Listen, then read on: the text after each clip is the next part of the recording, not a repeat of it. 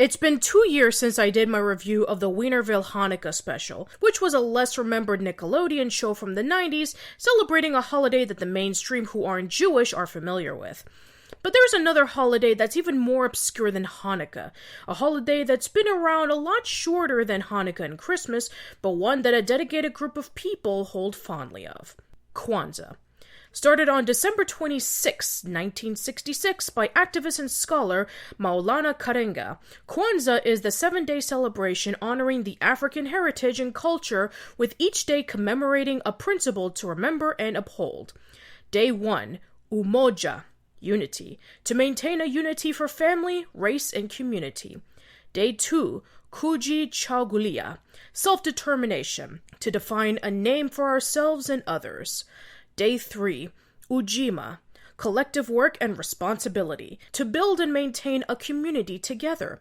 Day 4, UJAMAA, cooperative economics, to build and maintain stores, shops, and businesses, and to profit from them.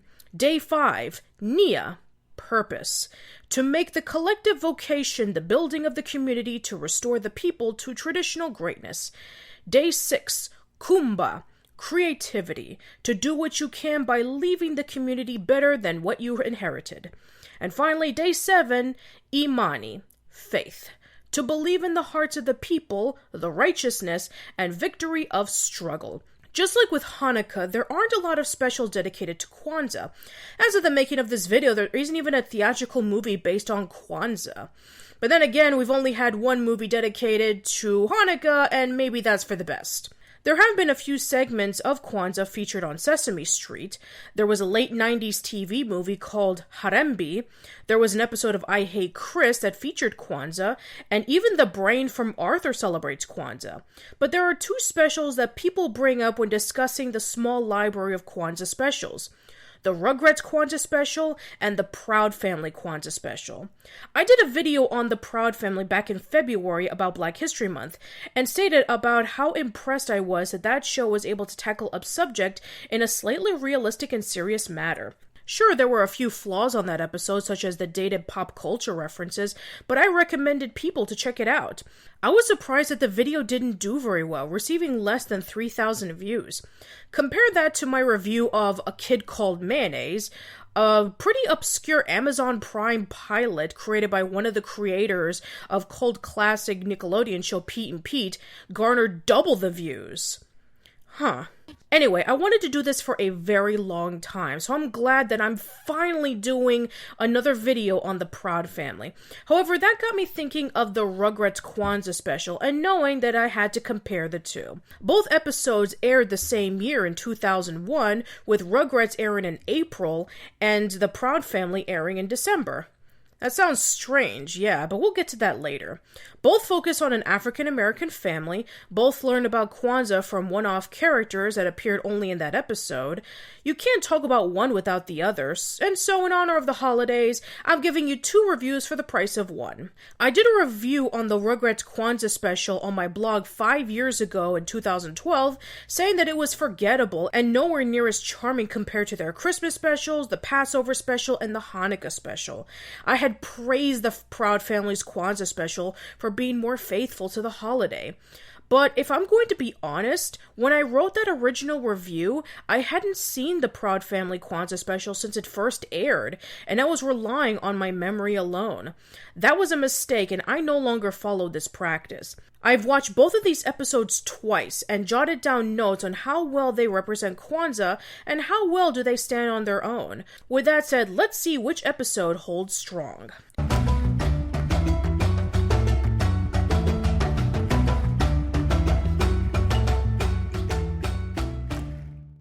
The Proud Family's Kwanzaa special begins with Oscar, Trudy, Penny, and Sugar Mama going out Christmas shopping when they meet up with a homeless family consisting of a man named Joseph, voiced by Samuel L. Jackson, his wife Margaret, voiced by Vivica A. Fox, and their daughter Stephanie, voiced by Raven-Symoné.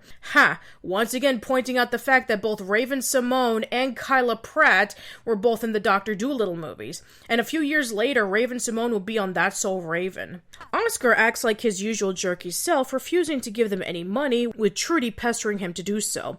With that, Oscar and Penny head over to the homeless shelter where they find the homeless family, with Oscar giving them the money, and Penny inviting them over for Christmas dinner. Oscar is shocked with Penny's invite, not wanting to have them over, but Penny insists on it, and Oscar reluctantly agrees. The next day, it's Christmas, and the homeless family show up 7 hours earlier during present opening. Oscar tells them to go away, while Trudy invites them over. We learn a lot about this homeless family. Joseph was a construction worker, Margaret was a teacher, and Stephanie loves reading, with her favorite book of all time being The Tao of Pooh by Benjamin Hoft. It's a book that explains the philosophies of Taoism with Winnie the Pooh characters. Each of the Prouds and Penny's friends don't really know how to react when listening to the opinions of the homeless family. Sure, Oscar. You have a nice home, nice things. But what does all that really mean? You really don't miss having a home? I mean, I can't imagine not having my own home. Girl, I got news for you. You don't own this home. It owns you. But what about chilling with your friends? You do have friends, don't you? Joseph and Margaret are my friends. Who are they? My parents. Your parents? Wow, you must get tired of spending all your time with your parents. Nope. It's better to be a family in the streets than strangers in a home. After leaving for the evening, Oscar is relieved with them gone and no longer ruining their favorite holiday of the year. But this is just the beginning. The next day, the family returned to the Proud residence to celebrate the 7 days of Kwanzaa. At this point on, the Prouds learn about the importance of family and their culture with this relatively obscure holiday.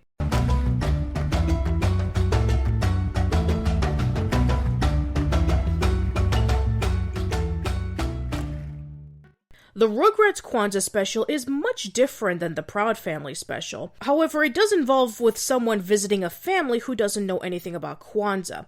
It starts off with the Carmichaels enjoying their Christmas gifts. Alicia with her cell phone, Buster with his soccer ball, Edwin with his chemistry set, and Susie with a doll makeup and hair kit, when suddenly their great auntie comes to visit. While reacquainting with the family, she decides to do a Kwanzaa celebration. While admiring the trophies on display from everyone in the family, Susie feels that she's not important because she doesn't have a trophy of her own, and she isn't called out to help with the preparation of the Kwanzaa dinner. With the help of Tommy, Chucky, Phil, Lil, and Kimmy, Susie tries multiple things to show that she's very important to the family. She even tries to make a gift for Great Auntie, making something out of clay, but with no success. Susie feels defeated with Great Auntie, letting her know that everyone is important in their own unique way. Even some of the greatest people in the world are not recognized at all in history books or have trophies. She tells various stories of those people when looking through an old photo album, with one of them being Great Uncle Charles, who was helping a man when his car broke down when he needed to be in Washington, D.C. giving a speech. That man was Martin Luther King Jr., voiced by Kevin Michael Richardson. He would even voice the character a few years later on the Boondocks. With Susie learning the lesson that everyone can be great even without winning awards, the Kwanzaa dinner commences and Susie is given the honors to say a few words about her family at the table.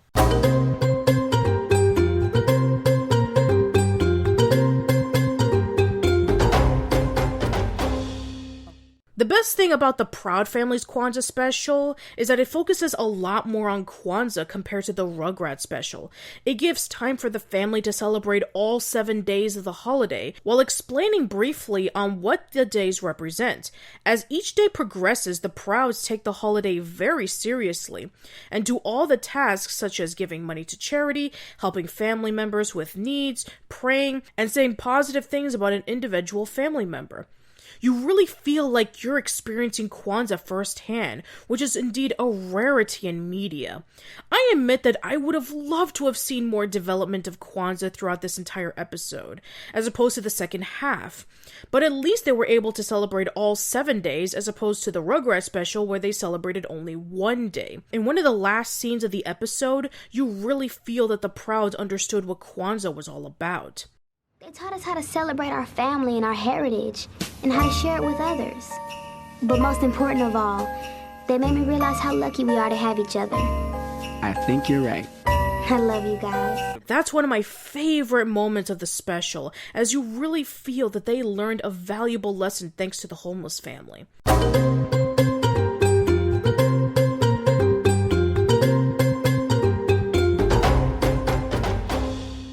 The best thing about the Rugrats Kwanzaa special is that we get a lot more focus on the Carmichaels.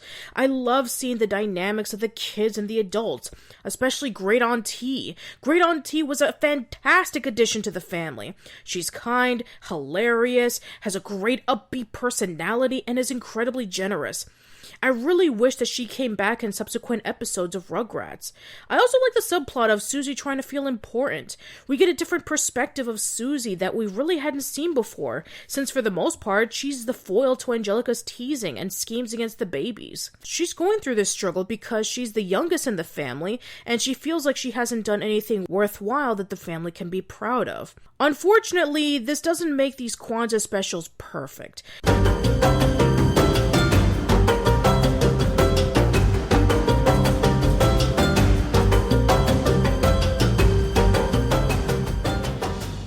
As much as I love the Carmichaels in this episode, this doesn't feel like a Kwanzaa special the majority of the time. Kwanzaa is brought up briefly from Great Aunt T and Edwin, but other than that, it's about Susie trying to feel important. That could have been done in just about any Rugrats episode.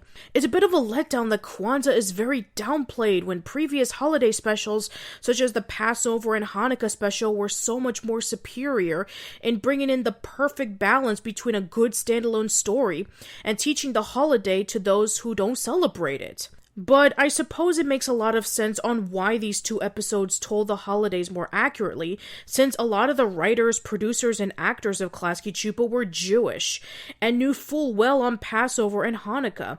Now, I don't know if any African-American writers that celebrated Kwanzaa were involved in this episode, and if they were, I'm sure they were put in a slight creative corner that I'll discuss about in a minute. Kwanzaa is a lot more complicated of a backstory, involving with the civil rights movement and groups such as the Black Panthers, so maybe they couldn't have the Rugrats characters reenact the origins of Kwanzaa. But Hey Arnold took a lot of risks with showcasing the Vietnam War during their Christmas special, and having an episode dedicated to Veterans Day featuring Adolf Hitler and a wounded soldier on the brink of death.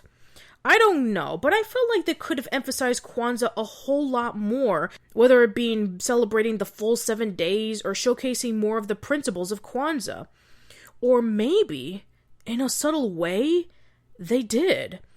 Now, what I'm about to tell you, I take absolutely no credit for. This theory was from blogger FiddleTwix, who reviewed the Rugrats Kwanzaa special, which I'll leave on the description box below. So we have both scenes where the Carmichael family gathered together during the power outage and at the table celebrating Kwanzaa, which may have represented UMOJA, unity. We have Susie trying her hardest to feel like an important person in her family, and a flashback with Lucy singing in the choir when she was feeling nervous. It may have represented KUJICHAGULIA, self-determination. The scenes where the babies help Susie feel important, as well as Great Uncle Charles helping Dr. Martin Luther King with his car, which may represent UJIMA, collective work or responsibility. Next, we have the scene where Great Aunt T gives Lucy a check for her college tuition, which may have represented UJAMAA, cooperative economics. Next, we have Great Aunt T telling Susie that she's already a great person, even without a trophy or an award, which may have represented NIA, purpose. We then have Susie trying to make a gift for Great Aunt T, and her accepting it even if it didn't look the way that Susie had wanted, which may have represented KUUMBA, creativity. Finally, we have Great Aunt T telling Susie to be proud of who she is, or Lucy singing at the choir, which may have represented IMANI, faith. If the writers meant to symbolize Kwanzaa like this, then it would have been a prime example of clever and smart subtle writing. Unfortunately, it's only a theory, and it may be just wishful thinking to make the spirit of Kwanzaa should be shown more.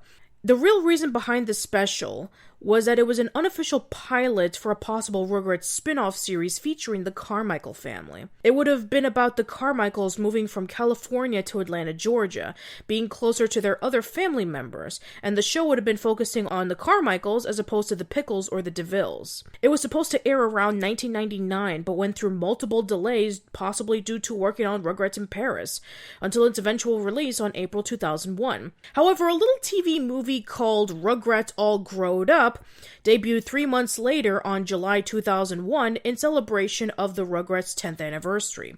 It became a huge hit with over millions of kids watching it and loving it. When Nickelodeon saw the large ratings that All Growed Up accumulated, they instead greenlit another spin-off series with Rugrats in the form of All Grown Up. Not to mention, around the time of the production of the Carmichaels pilot, another cartoon pilot was pitched to Nickelodeon that focused on an African-American family, but it was rejected due to not wanting two shows with the same concept coming out around the same time. That show was The Proud Family, and now we're back full circle. In conclusion, the Rugrats Kwanzaa special is a good episode, but not a great Kwanzaa special. It's definitely one of the weakest holiday specials Rugrats has ever produced. I would recommend to check it out, but not without watching the other amazing holiday specials like the Santa Experience, the Passover, and the Hanukkah special.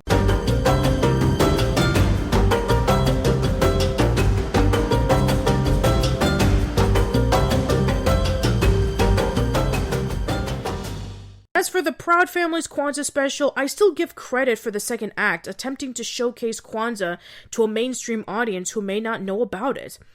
But that's the only praises I can give it. The first half of this episode is terrible, with one of the worst things about it being Oscar.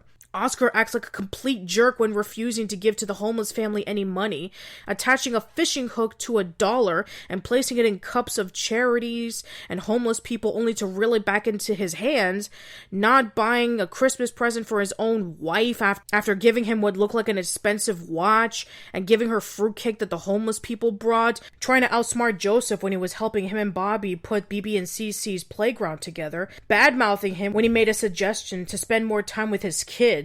You have 3 beautiful kids. You should spend more time with them. You mean quit work and hang out in the streets all day like you do?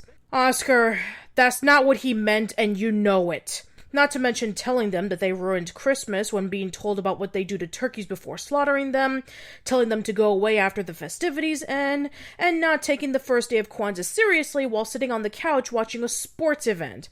I'm sorry, but I find Oscar to be really unlikable in the first half, and it's one of the worst things about this episode. The second worst thing about this episode is the homeless family.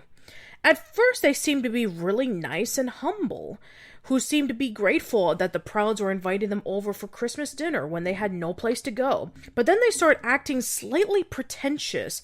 They don't even let them know in advance that they don't celebrate Christmas and that they're vegans, and they tell them in a slightly heavy-handed way about how money isn't important and that material possessions can overtake you. I work hard to make the money, even harder to put the thing together, and they play with the box. That's because the toy is not what's important. Are these material possessions really worth the stress? You better believe it. Is that your final answer? Is it, Oscar? Well, to tell you the truth, once you get past the ego thing, it's actually quite liberating. Really? Yeah, I used to be just like you. Bending over backwards to maintain my things. Tires for the car, roof for the house, fence for the yard. Judy, I just got tired of things taking over. Oh, I know what you're trying to say, but you're wrong. I'm not attached to anything here. I'm not like that at... Oh, no! Not my good china! What do you care? You're not attached. Whoops! Dropped another one. Now, I understand that this is a pretty cliche lesson told in many Christmas specials about how it's not about the presents, it's about the joy of giving and being around the people that you love. But the way that it's pulled off in this episode got me a little irritated and comes across as a little bit hypocritical. Joseph talked about how money isn't important when just a few moments ago they accepted Oscar's money at the homeless shelter. Also, the discussion about buying things not being a good way to show love to your family, or that materials can overtake you, is sort of rendered moot when the fourth day of Kwanzaa, UJAMA, is about building and maintaining stores and businesses and to profit from them, otherwise known as shopping and purchasing culturally important items from African stores, like instruments, display masks, music, food, clothes, etc., to help them make a profit in comparison to other major retail stores.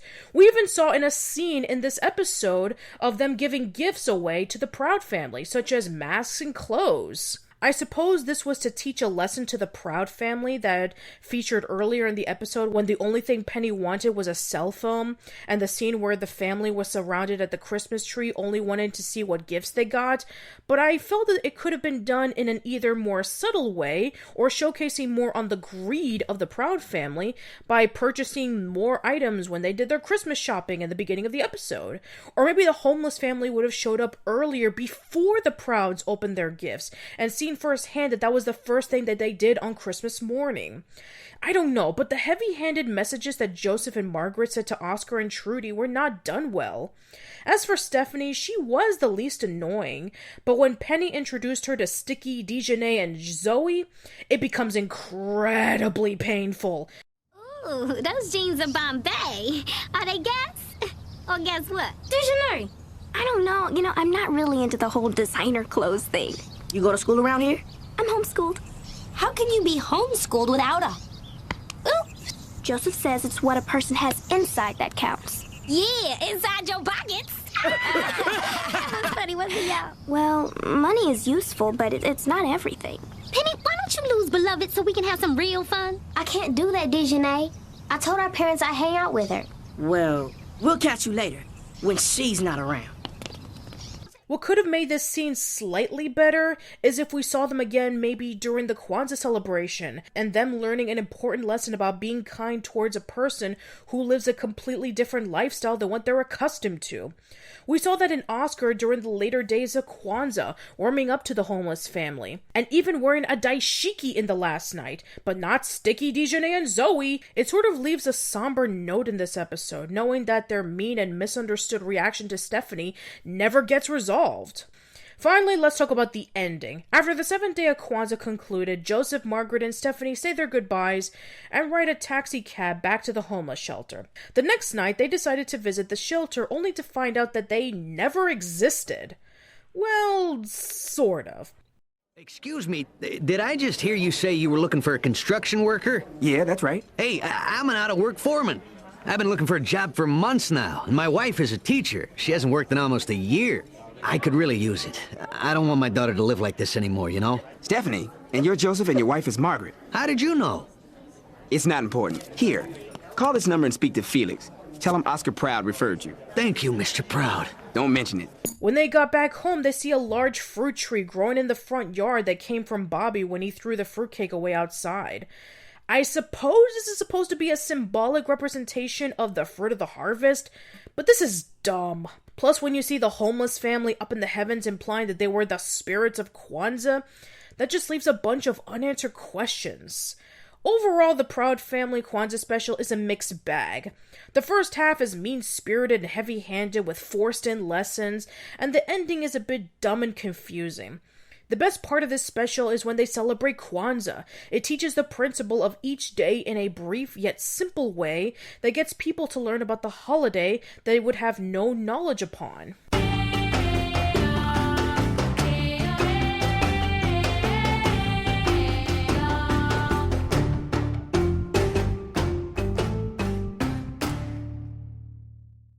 In conclusion, which of these specials is the best? Would you prefer a Kwanzaa special with likable characters but a weak representation of the holiday, or a frustrating first half with a confusing ending but a good showcase of the holiday? Well, believe it or not, and I can't believe I'm saying this, but I'm gonna say I prefer the Rugrats Kwanzaa special.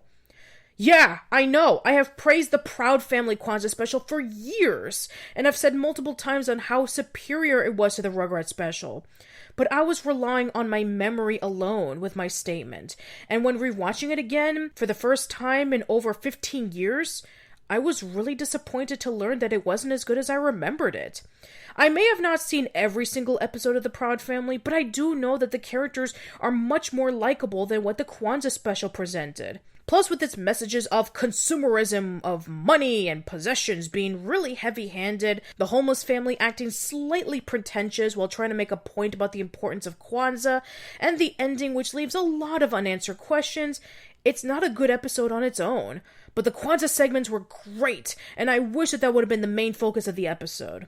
As for the Rugrats special, its Kwanzaa segments were underutilized, but as a standalone episode, it was good. I loved spending time with the Carmichael family and getting to know Great Aunt T. If we could combine the elements of the Carmichael family and the Kwanzaa celebration from the Proud Family, it would have made a fantastic Kwanzaa special that would have been ranked as one of the best holiday specials ever made, and a great introduction to a holiday that most people didn't know of. It would have been right up there with the Rugrats Passover and Hanukkah special. But as it stands, if you're to watch one of these specials, I would choose the Rugrats Kwanzaa special. If you're really interested in learning about the history of Kwanzaa and what each of the 7 days mean, I highly recommend to check out the documentary The Black Candle. It's a really fascinating watch that goes into why Kwanzaa is a significant holiday to all Africans from around the world. It's on YouTube for free, which I'll leave a link to in the description box below. Well, that's it for this video, everyone. I just want to say thank you so much for watching. I hope that you have a happy holiday and a happy new year. See you in 2018.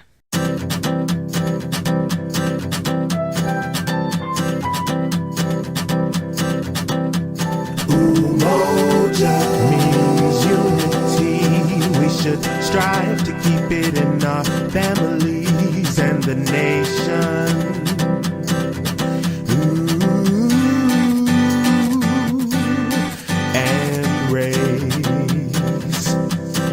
So light the candle for Kwanzaa.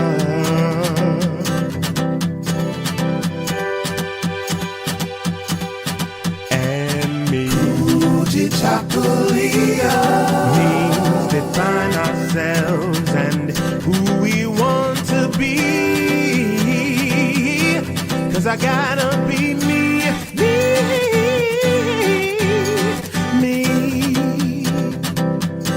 So light the candle for Kwanzaa.